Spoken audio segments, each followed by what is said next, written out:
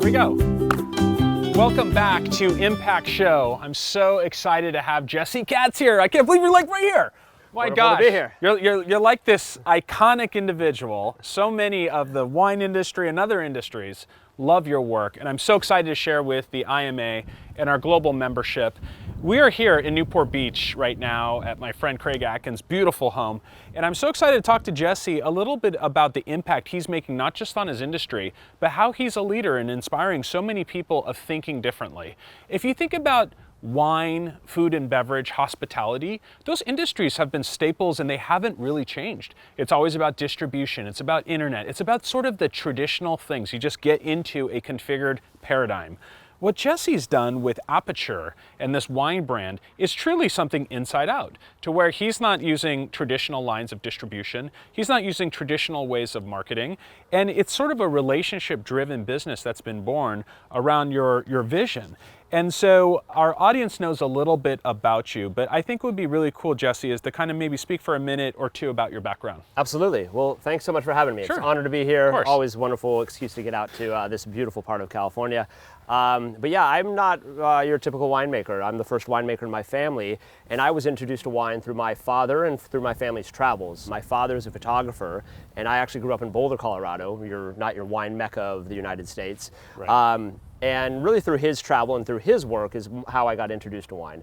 And he started doing books on wine when I was in my early teens. And although we were living in Boulder, Colorado, we were traveling to Tuscany and Burgundy and Bordeaux. And he's now done 17 books, 12 of them on wine. Wow. And as a kid from my early teens on, I was traveling and living in all these different areas. And you're living in the old world, in France and Bordeaux, wherever it may be, they pour you a little glass of wine and introduce it to you as part of the food and part of the culture of the region. Right. So truly from a very young age, I've been drinking wines. And I was always fascinated with it. I knew from a very young age how I was fascinated with the concept of how distinct a certain place could have an effect on the final wine. Right. That kind of essence of what I would call now was terroir. I didn't know how to articulate it at the time, but that was really, really interesting to me at a very early age. So when I left Colorado when I was 18, I moved to California having no idea really what I wanted to do. I was fascinated with wine, but didn't think that was a career path that I had the opportunity to do. So I went to business school out in Santa Barbara. I needed a summer job. I found the closest winery to me and got a job at Fess Parker Winery when I was 18 years old, and that was my very first harvest. At that point, I saw that there was actually a career path for a young professional that wasn't born into this industry, because in the old world, it seemed like it had to be within your bloodline, passed down generation to generation. And so after I got my degree in business, I transferred to Fresno State, which is, if you get a chance to go visit Fresno, I would suggest not to. We have none of this beauty here, but truly one of the great winemaking schools on the planet. There was kids from Italy and France and Greece and Argentina who would all come out to California in that part to go to Fresno for this school. There was a winery on campus, so I got my hands and feet dirty making wines while going to school and getting my theoretical background understanding in the classroom. And that's when I fell in love with Bordeaux varietals. And from, I really feel really fortunate because from the age of 18 on, I knew I wanted to be a winemaker, so at a very young age. And that understanding of Bordeaux varietals, I knew I also needed some experience. So I spent my first early part of my career spending half the year in the Southern Hemisphere for their harvest and then coming back to Napa for our harvest. So I'd get 2 harvests in each vintage and got to work with some of the great wineries and winemakers on the planet. From my first harvest was in Patagonia, Argentina, working for the Sassicaia and Argiano families of Italy at this small project in Patagonia called Bodega Neomia. And then I came back to California working for Bob Foley, went back out to Argentina, worked for Paul Hobbs at his winery out there, Vina Cobos. And then I went to study in Bordeaux at Chateau Petrus to focus on the varietals Merlot. So always kind of wanted to pinpoint Bordeaux varietals, but specific areas for certain varietals. And California was so dominant in Cabernet, that was kind of my home base for that. Right. And I went on to make wines for other folks. And then while I was at Screaming Eagle in Napa is when I actually started Aperture back in 2009. And during this time period, as we started to see these vintages get warmer and warmer, and sometimes the season's getting shorter and shorter, I wanted to find sites that had some spectacular soils, but slightly cooler. Sure. And so that's what brought me over to Sonoma. And also the barrier of entry for a young professional like myself is about a half to a third of the price of the price if you're looking at per ton or per acre of Napa Valley at the time. It's now kind of evened out a little bit more, but still Napa has a premium on it. So starting my own brand, went over to Sonoma and the hills of Alexander Valley, because some of the best soils, best aspects, best sites, and slightly cooler nights. And that's kind of how I started my own brand. And Napa obviously is such a dominant force in Cabernet, and it's truly one of the great regions for Cabernet in the world. But I've been able to come over to my little region in Alexander Valley, and we have the highest rated wines ever made from the region. Highest rated Malbecs in the history of California. In the last 2 years have been the highest rated in the world. And last year, for the first time with this kind of proof of concept, Robert Parker, kind of the biggest critic in my world, had one of our Cabernets as tied for the highest rated Cabernet in the world. That's awesome. And continued success there. I mean, something we share in common is I started my company as a teenager, and I think a lot of people really didn't take me seriously, and I, believe it or not, catered to clients that didn't take me seriously, which turned into a pretty good career. So how did you break into such a, sort of like a dominant older school industry as a teenager, and what was some of the sort of roadblocks that you faced? How did you get through them? Because we have thousands of people watching this right now that some of them are young, some of them are teenagers with a great entrepreneurial mind, but they're just daunted by this traditional market that they're in and older school mentality that gives them fear to go in. What advice do you have, and how did you do it? And no industry has that more so than the wine industry. I'll give you a quick example. My very first winemaker dinner that I had ever been the head winemaker of, I was 25 years old. Shortly after I had just taken over this position, and right as I was getting up to speak to the group, the waiter grabs me and asks me for my ID. So, you know, and so early on, it was like, what the heck's this kid doing here? What does he really know about it? But to me, instead of letting that be a disadvantage, I really wanted to use that as a talking point. And some of the reasons why I was there, some of the people that I had been able to surround myself with. And then shortly after my career started seeing some of the product that I was putting out, then, you know, I kind of based it off of the merits of what we were doing. And always I wasn't trying to be the next Petrus or Screaming Eagle or something. We had a very different mentality of what our brand was going to be, and really wanted to kind of have that direct-to-consumer model. And because so much, you know, the distribution model, the three-tier system, is so controlled by the big dogs. Oh, absolutely. And with as we've seen more and more mergers and acquisitions in this space, it's even gotten more and more difficult. So we really kind of created the demand of the winery, the demand of the brand, started really small, and then decided to build a unique experience for guests to come to a state-of-the-art winery once we had our name and following behind it. Before we get into distribution versus direct marketing, which is a big topic that I'm looking forward to hitting on, let's just talk a little bit about another thing we have in common, the Guinness Book of Records, okay? We got the largest virtual marketing conference award, and we're officially awesome, which is cool. Congratulations. You sold some ridiculous bottle of wine. Tell us about how you earned that Guinness World Record and how you were able to sell a bottle of wine for that kind of money. Can you tell our audience a little bit about that story? Sure.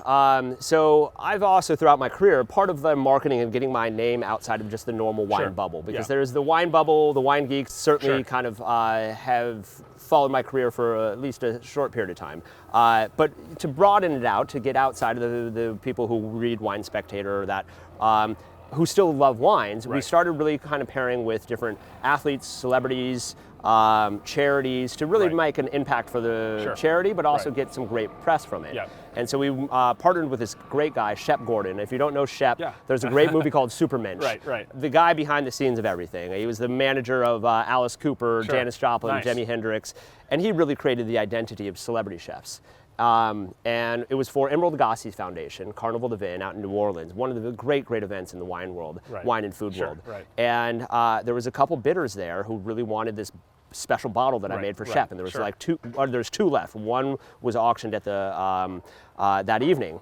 And, you know, we knew there was some money in there, and we expected some good returns on it, but it ended up selling for $350,000. My goodness. And setting the Guinness Book of World Records for most expensive bottle of wine. You would think there's like an NFT on it or something. That's pretty amazing. And $350,000, one bottle of wine. All of it went to the charity, which was all went to the charity. I mean, what a wonderful feat, and what a great way. We use the Guinness World record as a way to introduce our brand as well. So it's great for marketing, and we have great relationships there at the IMA. So tell us a little bit about how you were to truly disrupt an industry that has been so traditional. And when we talk about distribution channels, you know, anything to do with alcohol, spirits, wine, I mean, it's all by those big names that we know, which we won't name, but there's only like 2 really, but 3. But you know, you kind of did what Netflix did, right? Like, let's go direct to consumer. Let's not necessarily go the traditional route, because the consumer feels empowered having the control of buying, knowing the price point, getting onto a subscription. Tell us a little bit about how you were able to do that, but more importantly, how you were able to make it work and sustain that, because so many people have tried that and haven't succeeded with that direct model. Sure. Well, I think one of the key things is being kind of a young person in the industry, we also kind of broke down some of those barriers of like being afraid to ask about wines. Right. I think a lot of the youth and the early next generation is a little bit intimidated by wine sometimes, because especially if you look at some of the old world packages, you don't even know what varietal it is. Sure. And so I tried to break down all those barriers. We're making a luxury product, don't get me wrong, but be able to ask those questions and have an understanding and bring people behind the scenes and bring in athletes who might not know anything about wine and have them ask the dumb questions. So, and then show those on whatever platform we're showing it on. So you can kind of like, oh, I didn't realize Von Miller didn't know that that was that, and have that relation with that. So that was one way. And then to your point with distribution, we still utilize distribution to get in certain restaurants, but I think people realize that now they can order wines directly to their doorstep, just as they order their Amazon packages. And we created a model that there's certain wines that you will never see in distribution, so the only way you can get those wines is if you're part of our mailing list. You're on that mailing list. It's not like a wine club, so you're not guaranteed wines, and it's not forced down your throat by any means, but we send out offerings. And if you love that wine and you want more of it, you can go. Sometimes they sell out immediately. Sometimes we'll have wines, hopefully year-round, and kind of have slowly built this list and created when you get that offering, you better buy now, because some of these wines might not be there, and kept on kind of creating that scarcity in the wine space. And still to this date, 80% of our revenue comes from our direct-to-consumer model. That's awesome. And one of the things about Aperture and your brand is I feel more like a member working with you. I feel like I'm punched into a club versus a consumer, like a customer. How are you able to bury that psychology? Because I think the real successful brands, and you don't have to be a credit union or a bank or a community bank. If you treat your member like a member instead of a customer, it seems like that repeat business is always going to be there. Can you talk a little bit about that? Absolutely. Well, we started this brand as a partnership with my father and I, as a family project. And so when creating this identity, we wanted our first members were literally family members and friends, because we'd call them out, hey, I have this wine to sell. We can only drink a barrel of it. We have 2 extra barrels. Are you guys interested? And then obviously we've kind of continued to grow the brand, but we had the same mentality of our consumers, whether they're family members, friends, or new friends. And so we've always had a dialogue with them about, you know, let me grab one of these labels real quick. So all the labels that we utilize are my father's. This label was the very first one we've always used. This is photography, right? This is his photography. And so anytime we have a new label, or anytime there's something coming out, we have a little bit from my father, who's a very amazing personality himself, and we'll have a little interview with him, or we'll have a little story. So they have a feeling, whether I've met them or not, whether they've been to the winery or not, that they have an understanding of the father-son relationship, a parent-child relationship. So there's a lot of our story is also based around travel, and so there's a lot of relatable parts of the story, and every one of our customers has some sort of dialogue back and forth with us. And also customer service. Like we have an amazing team that if it's your 10th anniversary, we can figure out a way to do something special for you, handwritten card. And so all those different kind of things we try to put into our brand. And I love the way that you bring your father into your creation, you know, from the photography to the books that he's written to that storytelling to your beautiful new facility up in Sonoma County, which I want to get to. Much like your father's created a huge influence on you, so has mine. He's not here anymore, but every story that I can integrate with his legacy creates so much more culture to the work that I do. And people are very, very much interested in that. So going back to the label, and I absolutely love some of the photography pieces here. Now, are these all different on each bottle, or is it based on year and vintage? Can you talk a little bit about that? Good question. So each SKU is, as soon as we figure out that photo for that label, always sits with that SKU. Always so sits with each that vintage of our Bordeaux blend that you're holding in your hand will have that photo. Okay. And it takes my father, because he's so particular about the artwork on the Sure. exterior, Right. I'm so particular about the wines inside. Right. We create the wine first, and then we come up with a photo, sometimes having a direct relationship Sure. with that. That was barrels that were made specifically for Right. us. Sometimes having more of a fanciful part of the story. Absolutely. And do each photo have like a story behind it? So Absolutely. obviously, right? Of course. Okay, so I'm curious, Dad, did you shoot this on 35 millimeter film or is it digital? Are these some of these vintage photos or are they pretty current? Just curious. Depends on the stage of my father's career. Okay. He was all film up until 2006. Okay. And then in 2006, he partnered with Sony cameras. Right. And he was actually Sony's first, what they call artisans of imagery. Right. And so now from 06 on, he's been all digital. Awesome. So anything pre-06, so Right. most of the labels have been more recent, so they're more digital.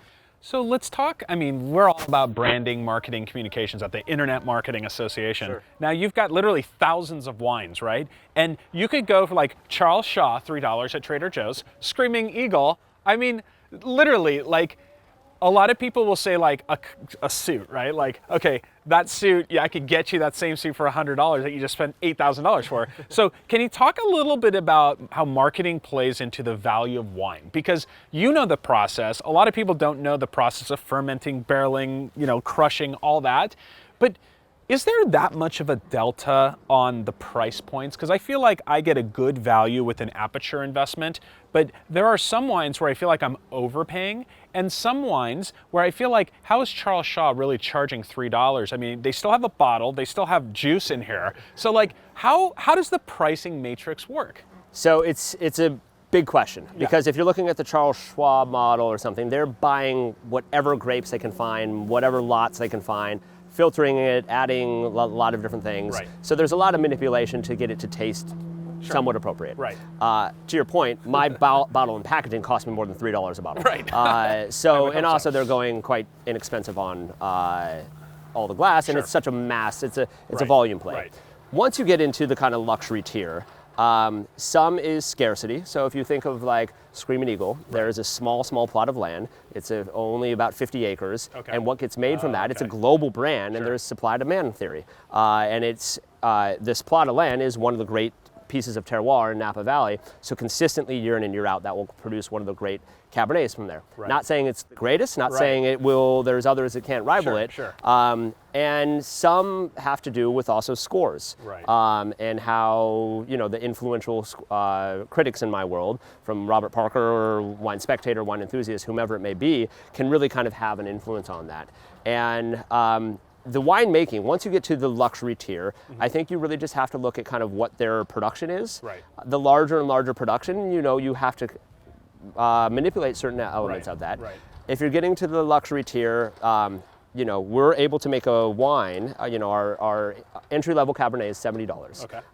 That was on the same list Right. from that vintage Sure. as Screaming Eagle. It was Right. within 1 point of that. That's amazing. But we're able to buy fruit and buy land out in Sonoma for half to a third of the price of Napa Right, Valley. So right. there is some inherent cost in certain areas, Right. and so Napa Valley inevitably is going to be more expensive Sure. if it's made at the same quality than a Sonoma property. So it's also kind of knowing where you're picking and choosing from. But you know, Napa has such a history and such a marketing behind it. Napa Valley has been marketing as a luxury tier market for Right. 25 years Right, more than right. Sonoma. One of the things that Jesse hit on, scarcity. So think about your product, your service, whatever it may be, and think about the scarcity of it and then price your value. It could be in public relations, it could be in wine, it could be in whatever your product is. If there's a scarcity, look at Bitcoin, right? There's a scarcity of Bitcoin, and that drives up value. Think about how you can apply that toward your business, and I think that's an invaluable thing. Now let's talk a little bit about this beautiful facility that you built. It is absolutely astounding. Tell me about your architect's vision behind this, how you met the architect, because I haven't seen a winery that the juxtaposition, the feng shui, how you brought it all together in clean lines, contemporary. Can you tell us a little bit about that? Sure. So when I was interviewing architects, I interviewed over 10 architects, from Howard Backen, who built Screaming Eagle while I was there, and many others. The guy that I ended up going with was a guy by the name of Juan Carlos Fernandez. And Juan Carlos is originally from Mexico City Right. and started a firm in Napa about 20 years ago.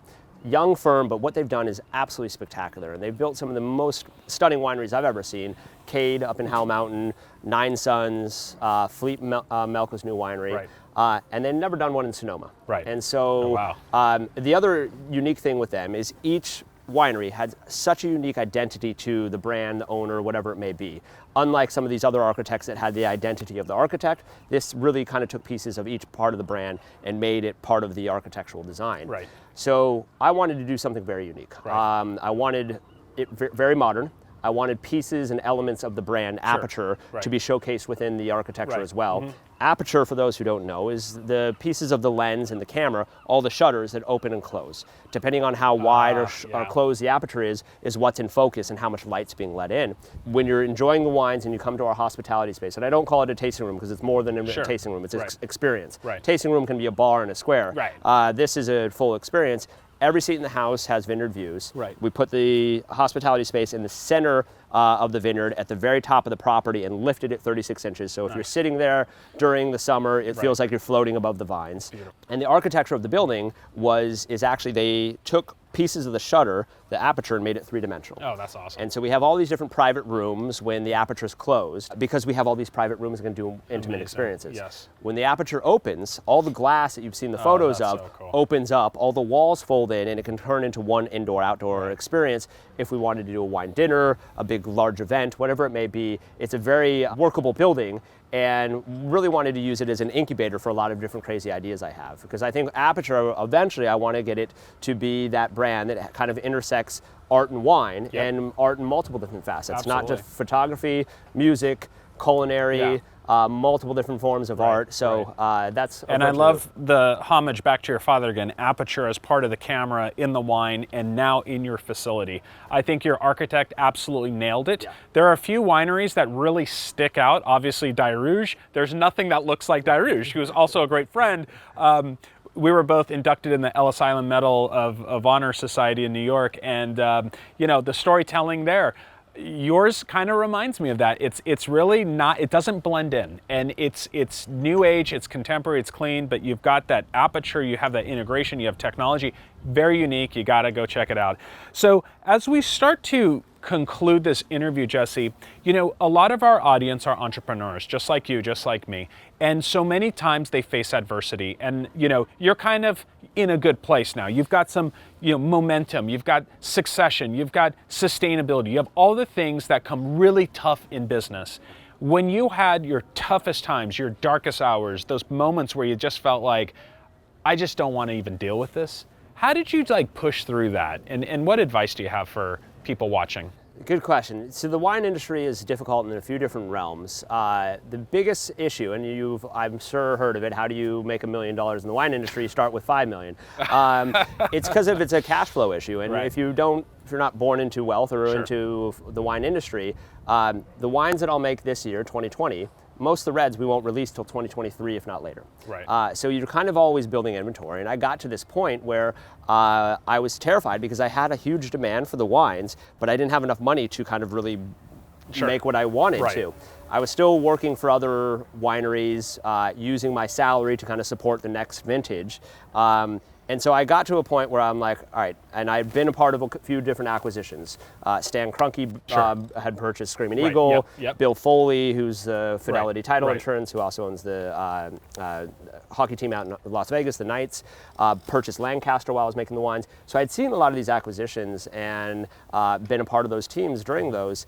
And so I really wanted to, I think it was in 2015 when I went off completely on my own, didn't have a salary anymore, took as much debt as I possibly could to fully dive in. And you know, I was quite young at the time, and was a little bit terrified of kind of not seeing any return on those money. And if, let's say, we had an off vintage or whatever it may happen, and so really dove in. But I think that was the time that I hired my first employee, Lauren Wong, who's just been influential. She's now a partner in the brand. And I think that was the pivotal time that I went from being an employee to being a true entrepreneur. Because before I always had a little bit of a safety net. Right. And this gave me the opportunity to purely focus. And as any entrepreneur out there knows, if it's your livelihood on stake, you're going to be more passionate about it. You're going to put everything into it. And it's been the best decision of my life. Epic. Yeah. So Northern California, kind of like Barcelona, in Spain and in Sonoma County, Napa, I feel like those regions for some reason make the greatest olive oil, makes the greatest wine, and the food just tastes delicious. Is it really something in the soil? Is it something in the sunlight? Like, what's going on that everyone's all hanging out up there and they can't replicate that in other regions? What's going on? It's the terroir of the area. We have such amazing soils up there, such amazing sunlight. Right. I've worked with a lot of chefs all over the world and all over the country. And one of my very dear friends, who's the great chef in Arizona, Bo Mack, he's one of the most talented chefs out there, and he came out to Sonoma and did an event with us, and he's walking through, and he's been trying to put gardens in Arizona and all these places, and he's walking through and he picks up a strawberry that's growing out of the sidewalk and has a bite of it, and he goes, "This is the best damn strawberry I've ever had," and you guys are growing it out of your sidewalk. Nice. I've been trying to grow strawberries in Arizona for 5 years. So a lot of that is picking and choosing where we are. You know, you look at these famous wine regions. Usually the food is very well paired with the wines, and a lot of that has to do with what you can grow as far as the varietal goes. Usually goes well with what you can grow as far as the food standpoint. That is so true. You know, really thankful for your time today and sharing your insights with our audience. Our good friend Joe Stapleton, who connected us. It's stories like yours, Jesse, that make it so worth the work that we do, because by exposing you, it really motivates thousands of people watching and inspires them to make their dreams a reality. For all of you that want access to Jesse or want to visit Aperture, down below you've got our contact information. We'll put you in touch with Aperture. I've tried the wine. It's so good that there's these little goosebumps back here that just kind of come up. I mean, it's really good. And going to really good, the Wine Spectator also says that. So Wine Spectator is kind of like the U.S. News and World Report for your industry. How does that sort of work, where you just get assigned a ranking or a rating, right? Because you want to go for that 100 point.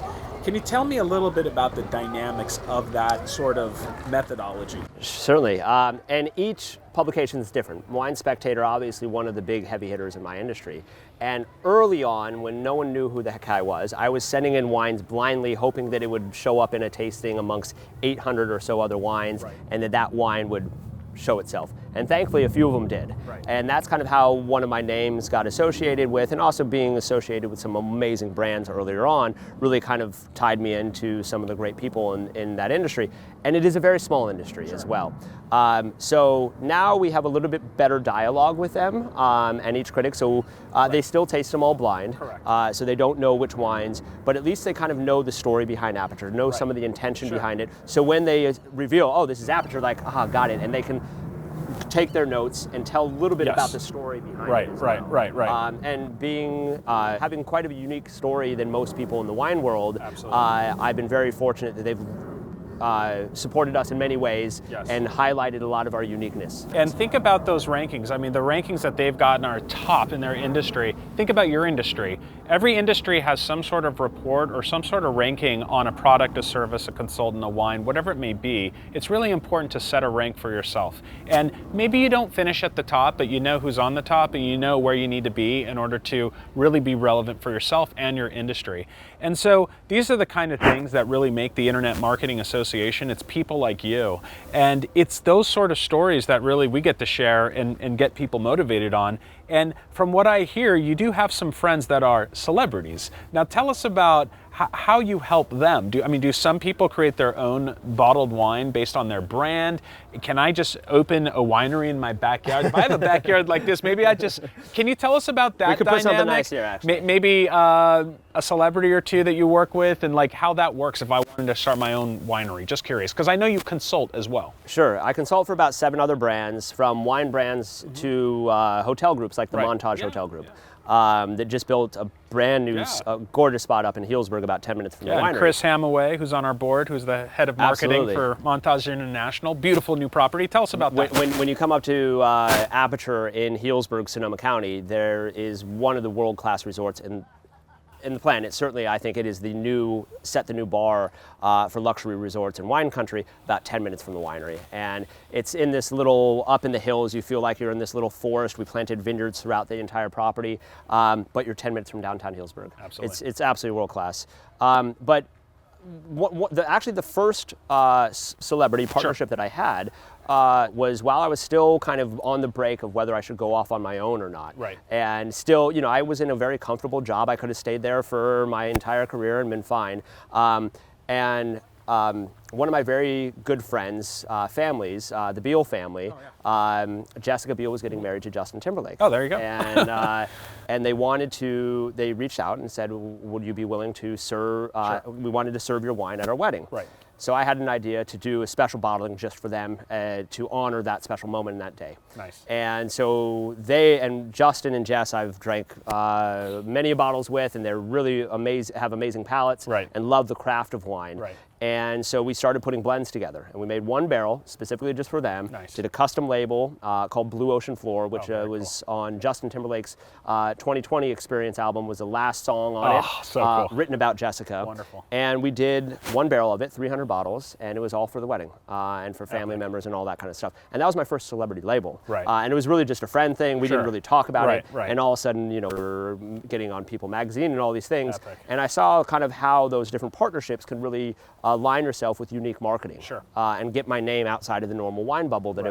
I started to have that following with. Right. And so then we started to get creative of not only can we partner with celebrities, but how can we also partner with charities to get double whammy, have some great promotion for their charity, raise a lot of money for them, and have a celebrity who's passionate about that charity, and I can help be the middleman there. Oh, yeah. So we've partnered up with Von Miller, Tony Hawk, Ellen DeGeneres, Excellent. the Lakers organization, all doing 1 to 2 barrels, so pretty small off wines, and specifically tied into a charity as well. Right. And so that's, in the last 5 years, we've raised over $1.4 million for charities.